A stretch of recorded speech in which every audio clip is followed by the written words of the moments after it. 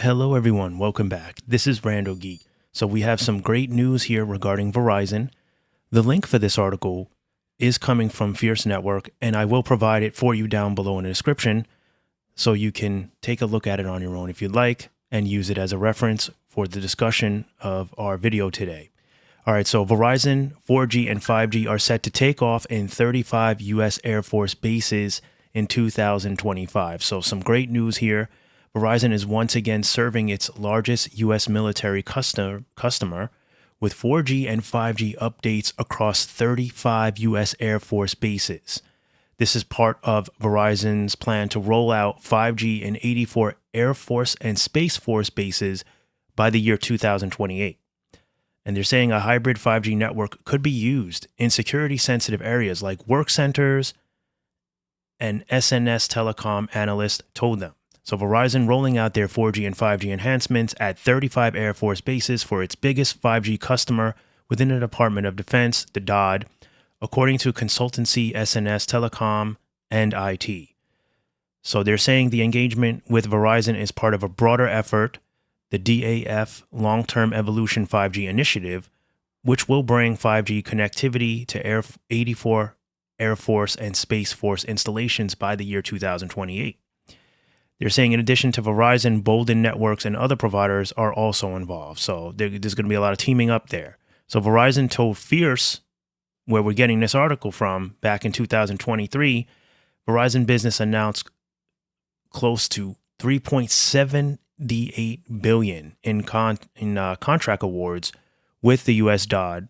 The Verizon Air Force deal extends the public 5G and private 5G networks that have already been rolled out in 14 military bases by major operators in 2024. So they're saying the 35 new Air Force bases covered with 4G or 5G include Cape Canaveral, Eglin, Vandenberg, and many others. Some installations where 5G service is already operational include Luke Air Force Base, which is in Arizona, Tyndall Air Force Base in Florida, Dobbins Air Force Air Reserve Base in Georgia. So that's Dobbins Air Reserve Base in Georgia, Moody Air Force Base in Georgia as well, Robbins Air Force Base in Georgia, Grissom Air Reserve Base in Indiana, Minneapolis, St. Paul Air Reserve Station in Minnesota, Niagara Falls Air Reserve Station in New York, and Cher Air Force Base in South Carolina. So SNS's Khan noted in an email referencing the firm's existing military-based communications report. So a lot of good stuff here. These networks will be made public, 5G extension or a private 5G network. Many could be considered a public-private combination, they're saying. So, because the question is, will these networks be made public or private? So they're going to do both, looks like. They're saying while many view this simply as an expansion of mobile operator RAN coverage, it could also be considered a hybrid public-private 5G implementation with the potential to prioritize traffic and process data locally via on-premise user plane functionality for security-sensitive or time-critical use cases in work centers, training areas, and along flights. So a lot of good stuff here.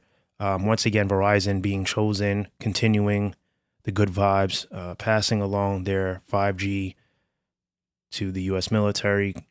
So a lot of good stuff here. This is exciting news once again for Verizon. If you guys have any questions for me down below, that's really it for us. I pretty much covered the whole article. I found this real interesting to see that Verizon once again doing this and basically broadening their efforts with the DoD and enhancing coverage there for the Air Force. It's always good news for them.